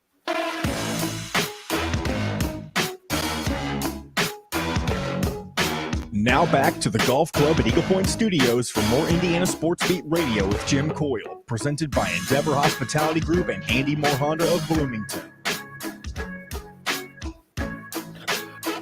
Welcome back, Indiana Sports Beat Radio here on this Tuesday. It's August 15th, and Chronic Hoosier joins us now. Sir, how are you doing? Doing excellent. Glad to be back, Jim. Thanks for having me. I appreciate it very much. Just finished up with Mike DeCourcy talking about a great piece that he has out on the realignment madness, and who's good, who's what, who's going to be good, because it's such a crazy as now with all of the teams moving around, the strength of this conference versus that conference. The ACC has been extraordinarily strong in basketball for a while, but are they going to be able to hold on to that as their conference kind of starts to weaken? I know football is the main deal, but it's sometimes that just bleeds over. As they say, iron sharpens iron. You have USC, UCLA coming into the Big Ten. That will Oregon obviously make the Big Ten better conference. Texas, Oklahoma going to SEC. That will make them a better basketball conference than they are. Nothing for the ACC to make them better than they currently are. The Big 12 getting Houston and Cincinnati, among others. Xavier, I think. So it's a lot of chatter, a lot of stuff to talk about. Yeah, it's wild times, man. It's seismic shifts happening seemingly, by the week this summer. But this was all pin up energy from the last time we did this, like a decade ago. And the alliance, kind of stayed the shifts, albeit temporarily. But lo and behold, every time new TV contracts get inked, now everybody finds themselves at a breaking point where they feel like they have to move, or they're going to die on the vine. So it's so long as the dollars keep rising, you're going to see schools and conferences continue to chase that bag, and I don't know that stops. Unless the television market, quite honestly, changes dramatically. And usually you're just shifting revenues from one entity to the next, while we move from one subscription service to the next, if you will. Absolutely. Mistis, happy birthday to Forrest. We appreciate you. Absolutely, sir. And the name of Chronic's podcast is he's on Mind Your Banners with Zach Osterman. That's the only one, correct? Yeah, I haven't done squat on my own for a minute. I'm lazy. Full disclosure, I am really, really lazy, and I'm bad at producing things. He works a lot. And he has kids, people. So it's it's something I really enjoy doing. It's the you put a cocktail in my hand, I'll talk about the Hoosiers till I'm blue in the face. It's the whole filming it, producing it, publishing it. I'm a little lazy about that. So it's been a minute. Zach and I were supposed to got together a couple weeks ago, and we had some last minute stuff kind of derail it. But I anticipate we'll be on the mics together here shortly and talking about some stuff. And who knows, man? My schedule's kind of easing up a little bit now that my daughter is driving and my son is fully occupied with South High School and South High School football.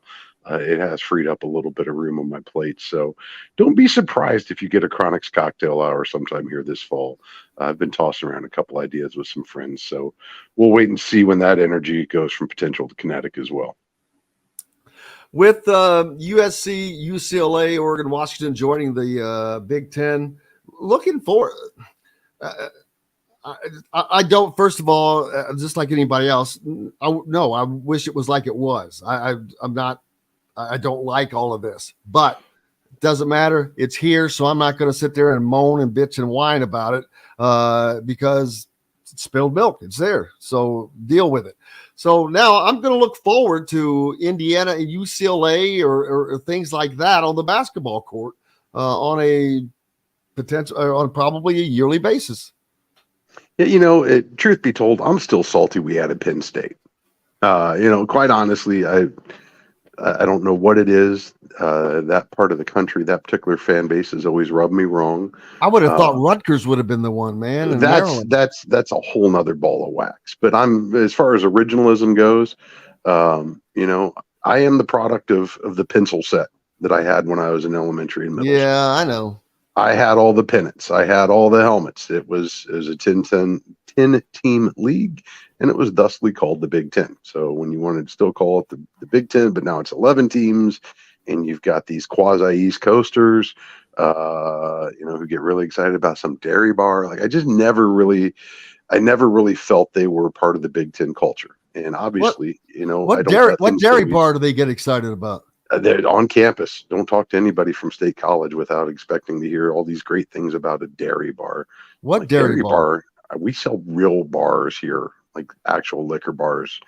Nevertheless, though, change is inevitable, though, man. And as we were talking during the break, at the end of the day, the same reason that they were added then, the same reason that things keep happening now, it's money, man. It's all about the money, and that's not changing. Like I said earlier, until the networks start pulling back on the checkbook, this is going to be a continuous process. So my view is, continue to make the moves that are best for your interest and get that bag. And the Big Ten has done a pretty good job about doing that. So much so that, I want to circle back to what Mike would said. at the end of your talk. I caught the tail end of it when I jumped on. I wouldn't be the least bit surprised if you see the Big Ten championship game in the Rose Bowl or Vegas or, God knows where else we now consider Big Ten country, because, it didn't take hardly any time whatsoever before the basketball championship was being played in Brooklyn and DC, neither of which are Big Ten country proper, but, approximately close enough that now we're going to go stake our flag there. And I don't know that that's necessarily an unwise move, as much as I disagree with it personally. But at the end of the day, it's all about generating the brand exposure and making the statement that you are now a bi-coastal conference that basically spans the entire contiguous 48. So you might as well go play where your supposed fans are, and just maximize the move that you made. If nothing else, we're talking about a conference championship game that's over half a year away, in hypotheticals, and it's dominating news cycles right now. So I think that in and of itself kind of shows you the power of what some of these moves can generate, as far as dictating conversations and, just really kind of making people confront the new reality that is, we've got East Coast teams, we've got West Coast teams, we got Midwest teams. They touch most of the major television networks in America. You might as well make as much noise as you can and get people to tune into your station, if you're going to be on all those TVs. Well, that's certainly going to be happening. Football, a little bit closer to, first of all, we have some basketball news. Let's get back to, I mentioned it a lot earlier and we talked about it, but the Empire Classic, Indiana's non-conference schedule now, they will be playing the reigning national champion UConn Huskies for sure. They will probably be playing Texas next out of the Big 12 as they play Louisville. So then there's a championship game the following day. It's at 7 p.m. This is in Madison Square Garden on top of that. Then they play the reigning national champion from the year before that, Kansas, at home. Then they will go to Atlanta and play Auburn, another top team. So the non-con schedule has risen immensely for the Indiana Hoosiers, and the fans are loving this. They're going to travel well, and Indiana is putting themselves back into that elite category where they have always lived. Yeah, at least in our heads, you can certainly make the case that they haven't lived up to those ideals. No, not recently, not as far as success, but they also weren't even playing. They got away from even playing those games, and probably thankfully so, because they weren't good, like you said. But now that it's kind of coming back together. No, and this is what Woody had promised, to bring the program back to the national prominence. You want to be the best, you got to beat the best.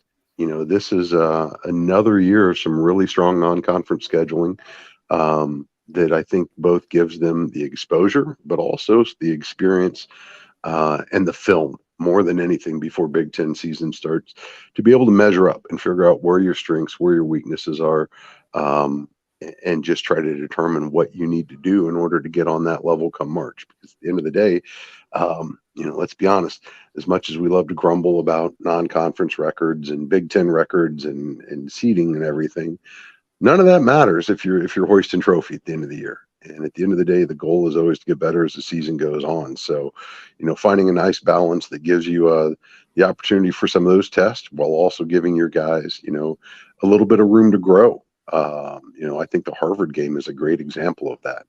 It's certainly not one that, we're circling right now, but I think that's also an opportunity to play a team that's a little outside of your wheelhouse and put your guys in some different spots and see how they respond and see what combinations work best, and really iron out as much as you can before you get into the heart of the Big Ten season. And I think this is a schedule that does a lot of those things well.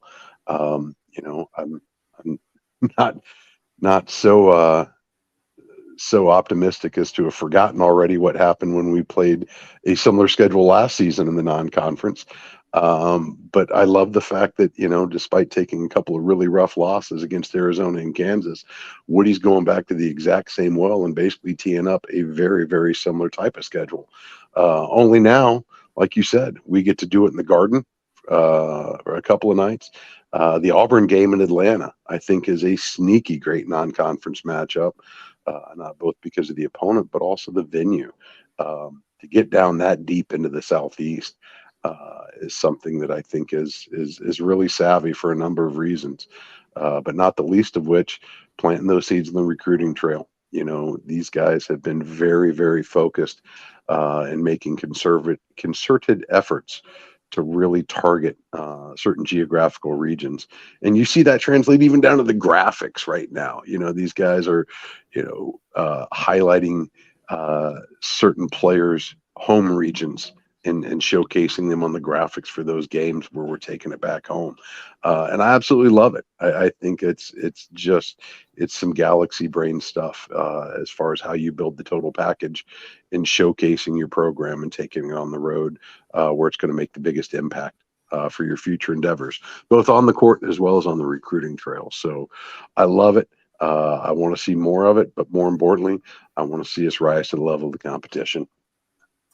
Absolutely. Switching gears to the gridiron, the football program set to open in a couple of weeks against the Ohio State Buckeyes.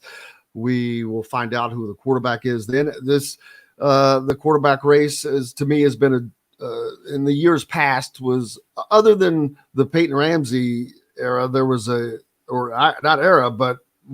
his initial year. After that, there has been a quarterback race virtually every year. And most of them were a farce to me. I always knew who the starter was going to be. Until now, this is a legit quarterback race. I have no idea if it's going to be Taven Jackson or Brendan Sorsby because I don't know which one's going to really adapt quick enough to the offense, which one is going to be the guy because that can change every day as they get better and practice continues. So I truly don't know.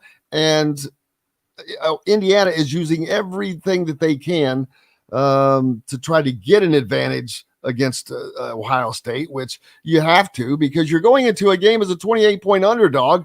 You're given virtually no chance to win. So I get doing any and everything you can if you're Indiana before that game. Although this is not gamesmanship this time, it's legit.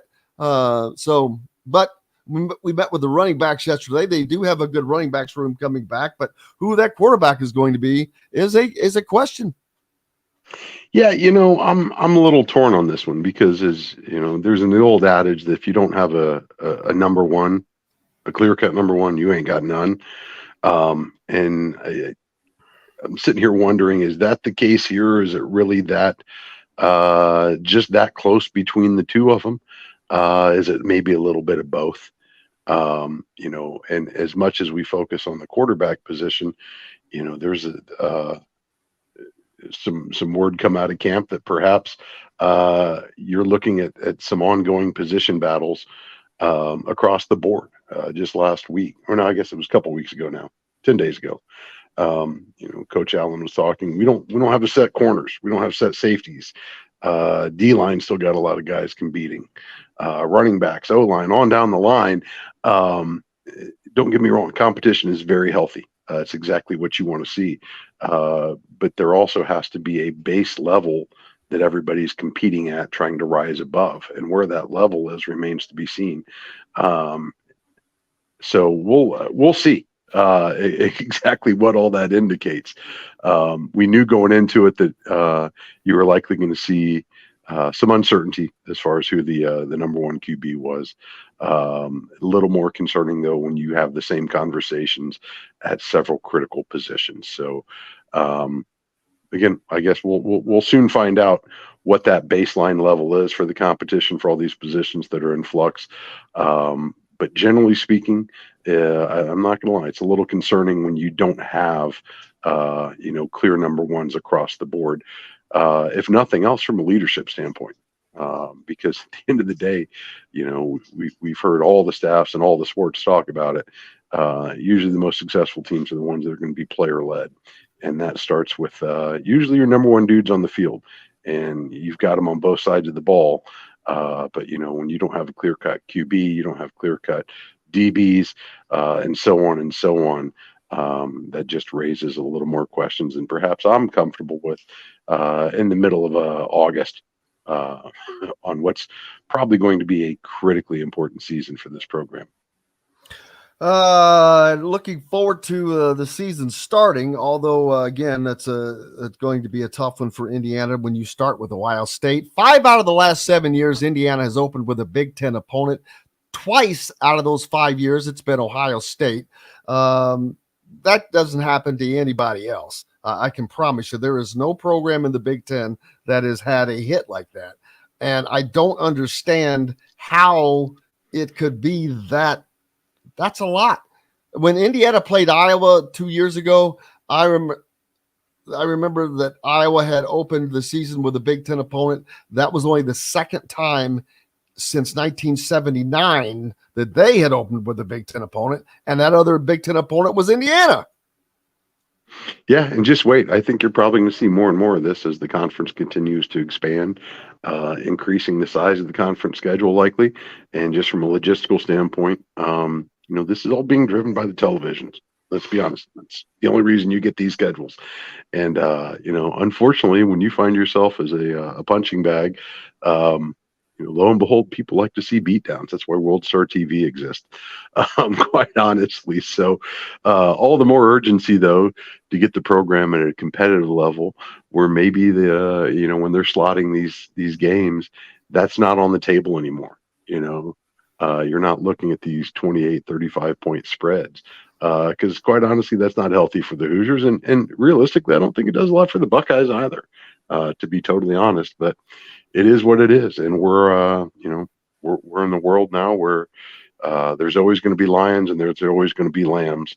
And the Coliseum's always going to be full to watch them get slaughtered. So they got to figure out a way to make themselves a little more lion-like, a little less lamb-like, and then just pray to God that the dissolution of the divisions comes sooner rather than later here. Chronic, what's up next for you, my friend? That's a great question, Jim. I'm not exactly sure, to be honest with you, man. No sooner than we're starting to acclimate to the community school calendar. Lo and behold, it's move-in week at IU, man. Campus oh, is yes, it complete is. show right now. God. Oh, boy, don't go downtown Bloomington, baby.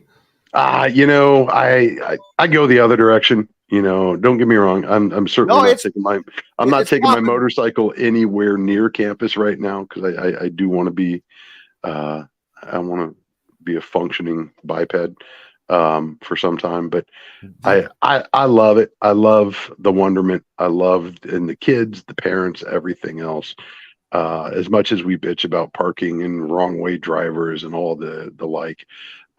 It really is the best part of the year because it's that infusion of energy and money and all the things that the campus community brings, but it comes anew this time of year, and it's really one of the best times, quite honestly, simply because there's so many people here seeing this for the first time. They give you a chance to remember what it is you love about this town, even if parking sucks a little bit worse than what it normally does, or it's a little bit longer wait time getting that table you're looking for. I'm glad to have them back. I'll be happy to see the parents leave, but I'm glad to have them back. It wouldn't be the same without them. So it was funny. I was in Kroger yesterday shopping, and you could tell it was a kid with a parent all over the place. And then I was leaving the football presser and driving down Dunn past the house I lived in 30 years ago. They got there on the porch. I rolled the window down. I said, "Boys, I lived in that house 30 years ago. Take care of it." But so yeah, I'm with you a little bit on that. But before I let you go, I wish I would have brought this up. Sean makes a great point. Yesterday, before this came out, ironically, I was talking specifically about Memorial Stadium and the need for a brand new press box, i.e., suites. Mm-hmm. They need suites. They don't. That's what they desperately need. That's press box is 1,000 years old. It is not good up there. Last year, I remember a fire starting from one of the electrical sockets. There's just 1,000 things you can imagine from a structure that was designed in the 60s. But every other program has these suites, and they're revenue generators, number one. It's something IU desperately needs. And then all of a sudden, this questionnaire comes out on the stadium. What do you think they need most? I tell you what, I think they need to have this conversation a long time ago, quite honestly, but there's no time like the present. So I'm glad that they're tackling the issue. You know, you mentioned the timing of the construction. Very common for that period, that brutalist style. Just a lot of hard edges and concrete. It's just really not that hospitable, if you will. And it permeates every part of the experience, quite honestly. And I think there's a tremendous opportunity, kind of like what you saw a little bit with assembly. You know, I do think there's a lot of areas where you can, you can color in some of the edges and make it more unique, make it more modern. But at the end of the day, I think you have to look at it from a dollars per square foot standpoint, like every other retailer in America does. How are you making the most out of the space that you have available? And the new trend in all of athletics, all of sports entertainment, is the tiered access and the escalating price points. And I think everything from the cheap seats all the way up to the sky boxes. I think there's a ton of room for improvement there, and more than anything, maximizing revenue. And I think suites would be a huge move, both in terms of making some more cash, but also endearing more fans to the program. Just by giving them that experience that you get all over the country, just not in Bloomington. But I would take that all the way, down the revenue chain, looking at concessions. We have so many wonderful vendors in Bloomington selling foods and drinks. Bring them in, get them in there, showcase the local flavor. Fortunately, you don't have to worry about Chick-fil-A being closed on Sundays for football, but like they did with that in assembly, figure out who's the best fit there. Merchandise. Most places you go around the country, generally immediately adjacent to the facility is a flagship location rather than, a little mobile trailer. Show me some good stuff when I go out there that I want to buy, because more often than not, it's just not what you're looking for as a fan. But everything from the moment you walk in the door till you walk out, it's just such a wide gap now with what you experience at Memorial Stadium versus what kind of the par is for the rest of the country. Non-Power 5 programs on down the line. I think there's a ton of room for improvement there. And, at the end of the day too, it's stuff as simple as just clean the bathrooms up, make it feel a little bit less like a 70s middle school, and something a little more akin to what you're going to be spending $75 a seat for. Absolutely. Chronic Hoosier, thank you so much, my friend. As always, thanks for having me, Jim. Catch you next week. You bet. Up next, Mike Niziolek from the Herald Times joins us back right after this. We'll be right back to the Golf Club at Eagle Point Studios for more Indiana Sports Beat Radio with Jim Coyle, presented by Endeavor Hospitality Group and Andy Moore Honda of Bloomington. If you're in the damn, I shouldn't have asked that last question. I knew the moment you pulled up, I was like, this is going to take us an extra 5 minutes, but it is what it is. I should have. Damn it. Sorry, Mike. Oh, you're fine. No worries. Well, I was like, oh, man. Yeah, I was funny. Yesterday, I was talking about Indiana desperately needs to upgrade Memorial Stadium.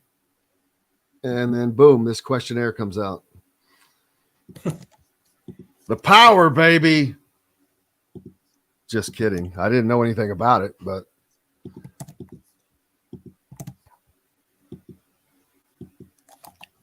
Well, I tried to make it to practice yesterday, and I got there like just in time after they kick you out. Okay. I just can't get there in time. I thought the whole practice was open. You just couldn't take pictures after the photo part. But no, yeah, they haven't done that. Yeah, it's been just the period, until the first break, essentially. How has the quarterback race looked to you? Well, I'll ask you this on the show, but how has it looked to you? Fairly even. I would say. I think there are a lot of reasons why Taven Jackson makes more sense, just as the transfer guy, to give it to him. But maybe his ceiling's a little higher. But right now, I don't see much difference between the two of them, to be honest. I think he's a little more athletic, but probably a worse pocket passer at the moment.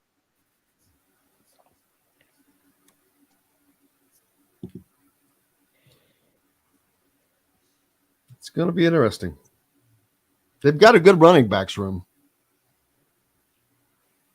They've got some good guys in there.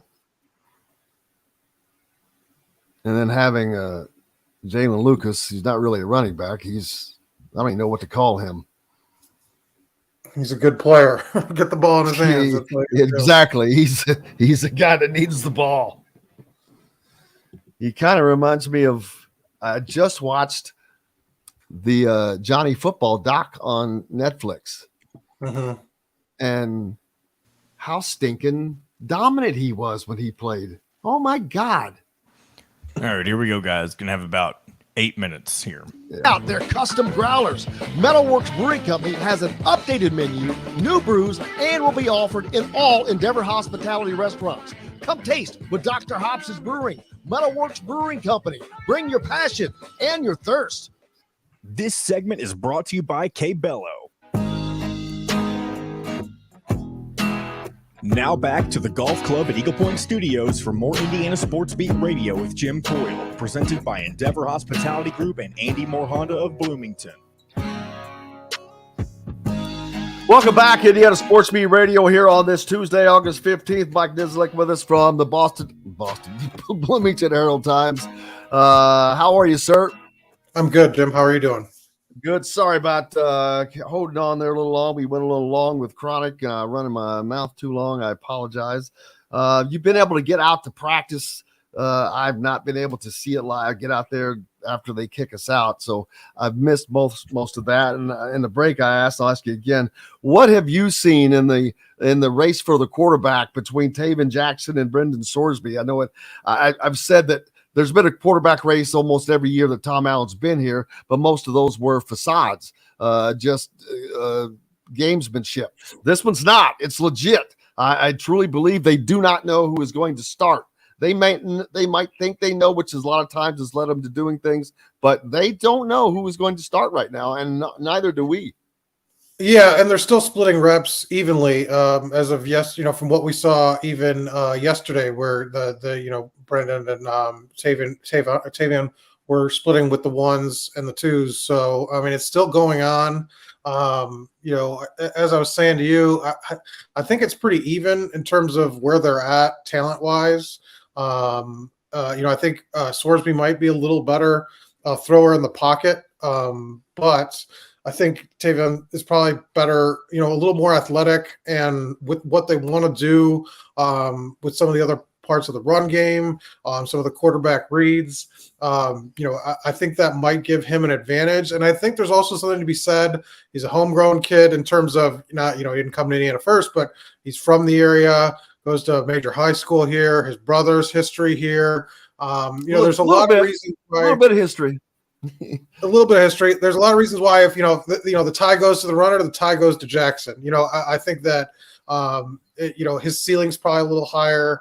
And he's a transfer, and so you want to. I think for Indiana to succeed, sort of going forward, the transfer portal is going to be is really important. And if you could show, look, you have a legitimate chance to start here to rejuvenate your career. I think a lot of guys are going to see that, and I think that's important. And so I think if it's close, there's a lot of reasons to go with Jackson over Sorsby. I think it's tough in terms of your first game is Ohio State, so that's going to be if he looks really bad, because that's a really tough matchup. It kind of stinks for whoever gets it, but I think you got to. It's going to be easy to look bad in that game, right? And so I think you have to kind of overlook that and kind of look to, I think the Louisville game will be the first true test of whoever does win the job. And so I think that's kind of how I see it. Sean says, with a team that has traditionally struggled with the safety for a pocket quarterback, Taven just makes more sense. We've seen Sorsby in the past. They all need hope. Speaking of that, the offensive line they showed great improvement last year. So more improvement expected this year with better protection and, more importantly, the opportunity to have a run game they had none of last year at all. I mean, they could not run across the street last year, and they had good backs. Luckily, they have good backs again with guys like Josh Henderson and All-American Jalen Lucas, but they've added guys as well. Christian Turner from Wake Forest, the Johnson guys. So they have the talent there. As long as the holes are open, they should be able to do something they have not done in the last couple of years: run the ball. Well, yeah, and I think the distribution of carries is another sort of interesting subplot to how they're going to get this all done. With Jalen Lucas, I think you want to get him a steady amount of carries. You saw that at the end of last season. I think you want him. They've talked about a minimum touch count. That's going to include the special teams. That's going to include receiving. But I think there's something to be said for getting him 10 to 12 carries a game. And so then how do you distribute the rest of them is, you mentioned Josh Henderson and Christian Turner, guys that have done a little bit. Christian obviously had success, was kind of the primary backup at Wake the last couple years. Getting you need a spark from those guys too, and so knowing that they're not going to be, they're going to mix Jalen Lucas in, who can succeed, in that role. So a lot of interesting questions on the offense. I think Walt Bell described it as he has a lot of Swiss Army knives in terms of trying to use all his different weapons. And so it'll be interesting to see how all that fits together. I think Lucas is obviously kind of the key piece, just because I think you want to get the ball in his hands as many times as possible in the game. Oh, absolutely. And he will be returning the ball. He's going to have a lot of opportunities, but that's also going to have a lot of opportunities for injury. So hopefully he can stay healthy, and that protection is a big part of that. And that goes back to the quarterback too, as well as protecting that. Indiana is going to have a complete offense. Last year, all they could do was throw the ball, couldn't run it until oh my gosh, Dexter Williams came in. All of a sudden, the fortunes changed. Rod Carey took over offensive line, and they had a little glimmer of hope. He gets hurt, is not expected back until midseason, although he's ahead of schedule. So, and if he comes back, does he add another wrinkle to the deal? It's possible. I mean, just because, we'll see how the schedule unfolds, and you got two redshirt freshmen. There could be bumps in the road at quarterback. So I think you leave open the possibility, and with some of the stuff they want to do, running the ball, I mean, you can give him a package or two, regardless of if you don't, not giving him the primary amount of snaps. So I wouldn't necessarily rule him out, but it is tough. I mean, he's had a really hard road back from, now 2 ACL tears. So, I mean, that is tough. So it's going to take him some time. I know he's ahead of schedule on this one, but, I think we'll see. I think they'll leave the door open for getting him in the lineup, just because of how athletic and how dangerous he was with the ball in his hands. Absolutely. And it gives Indiana an opportunity to hopefully surprise some people and get to that 6-game threshold. And that would make Indiana fans very, very happy. What's up next for you? Well, I mean, still wrapping up camp here. There's a practice going to be at Lucas Oil Stadium at the end of the week. That should be interesting to see. They want to get a feel for that environment. Obviously, they have the neutral game coming up in a couple of weeks. I mean, camp. We're finishing up camp. Always, a good time of year to get a couple more open practices, and then we'll kind of go from there and hopefully see a depth chart soon. Yeah, that would be great. Make sure you give Michael a follow, Mike Niziolek, on Twitter. What's your Twitter handle? At Michael Niziolek, yes. At Michael Niziolek. I'm saying his name wrong again. That's all right. I'll get it eventually. Big thanks to Mike DeCourcy, Chronic Hoosier as well. John, the producer, for keeping us between the white lines, of course. Biggest thanks to you guys. Without you, we have no reason to be here. Until tomorrow, we're back to do it again. I appreciate you. I'm Jim Coyle. I will see you on the radio.